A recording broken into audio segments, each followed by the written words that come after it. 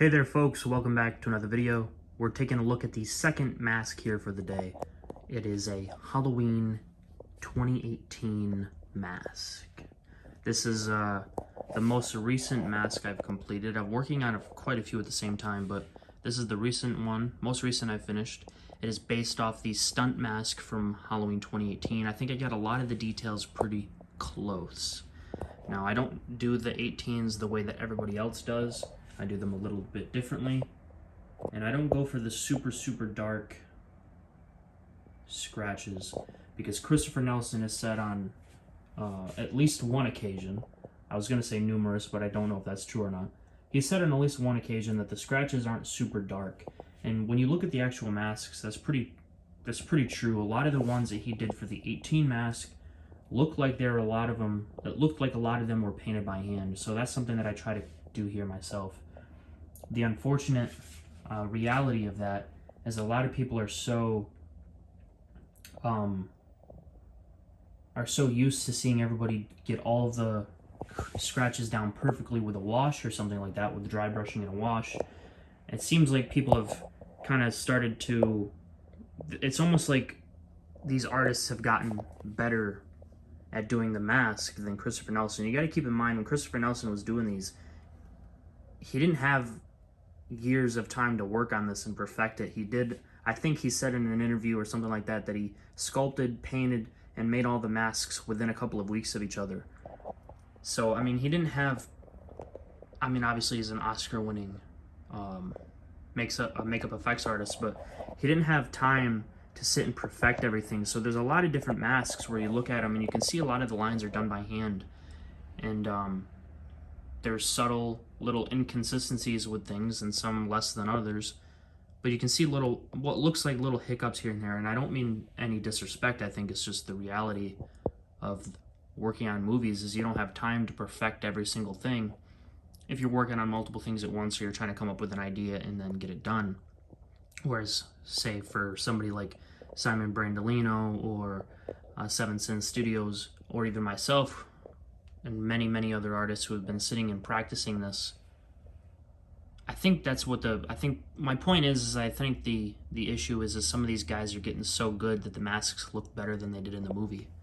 And what I'm trying to do here is kind of replicate the same paint scheme to a T that was a part of that stunt mask. So you can see that a lot of these lines are done by hand. Some of them are a little bit heavy-handed, like this up here. That should have been a little bit thinner.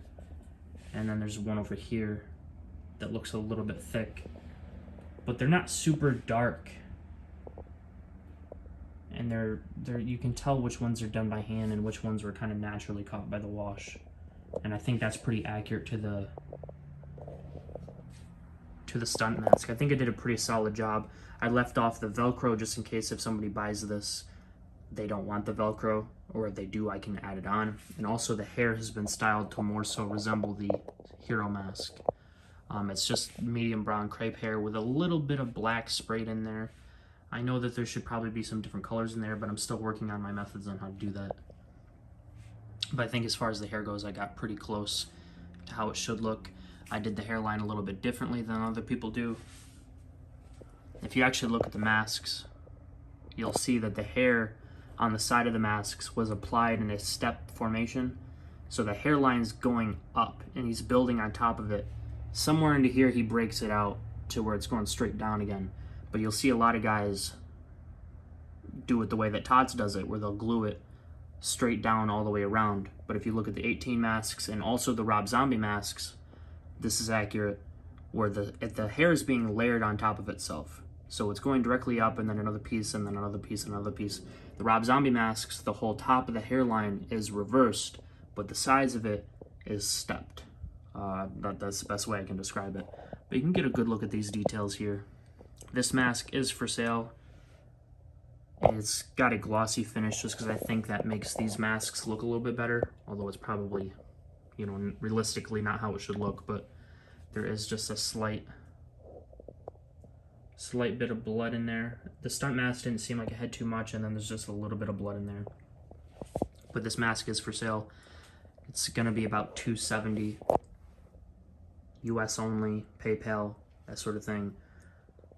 There's a lot of different browns and yellows in here. I think it's a pretty gnarly mask. I think I did a swell job, as Clark would say. All right, guys. So now we can get a bit more of a 360 going here. I think this guy is looking really, really sharp. I do want to mention that I just sold this guy today. By the time this video uploads, he'd already be shipped out.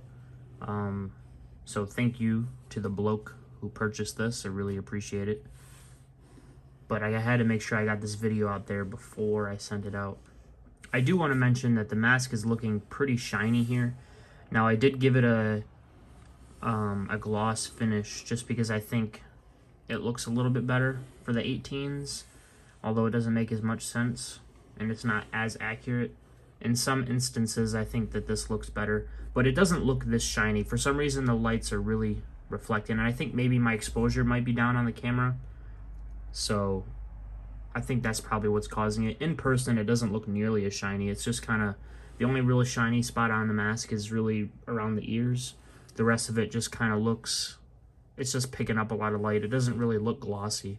So just keep that in mind. The actual mask in person doesn't look quite this reflective. Like I said, I think I might have the exposure down on the camera. But this mask is once again based off of the Stunt mask.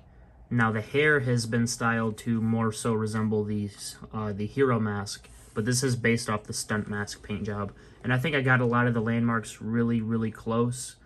Like there's a lot of kind of like wispy lines throughout the underneath the side of the cheek here, and there's a lot of stuff like there's some specific shapes and dirt marks that I think I really captured. Now there's some things that might be a little bit heavy-handed, like these lines up here because they're painted by hand, but a lot of the shapes that you see up around top of the forehead are really, really close. I think they came out really nicely. Like some of this might be just a little bit too dark, but we'll remember that for next time. Overall, I think this guy looks really good. And like I said, I don't know why it looks so shiny right now, but in person, that is not the case. We do have a bit of a big air bubble here on the side of the mask, which is a bit unfortunate. But yeah, guys, I think this dude is looking really sharp. I definitely can't wait to do another one.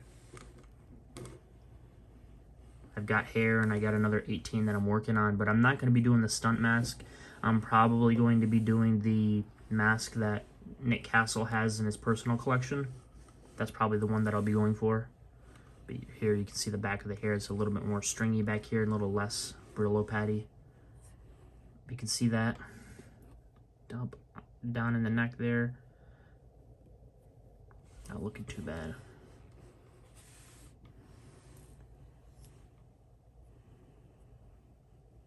So yeah, guys, I'm really, really proud of this.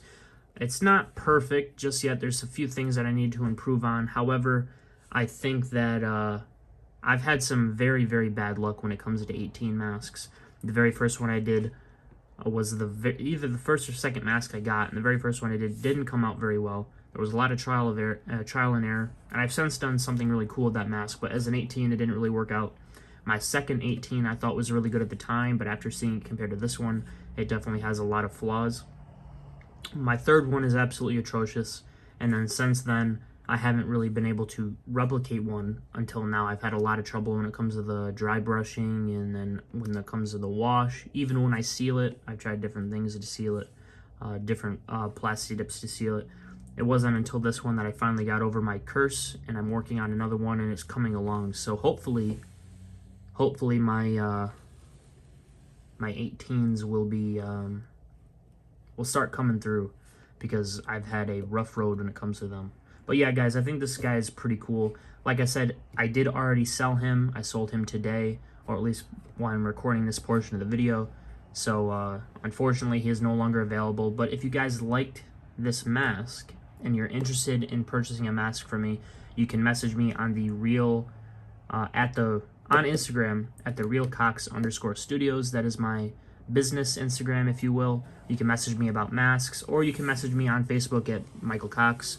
I'm sure there's a lot of Michael Coxes though, so if you message me on Instagram, it should be a little bit easier, and also it's easier for me to sift through the messages. So I would greatly appreciate it if you found yourself interested in getting a mask and purchasing one from me, even if it's not specifically this mask. But with all that being said, if you guys enjoyed the video, please hit the like button, subscribe, notification bell. All that would be greatly appreciated if you decide to do so. And if you liked my video that much, maybe you could head over to my second channel, Michael's Customs and Comics, and maybe watch some of those videos, maybe hit the subscribe button over there.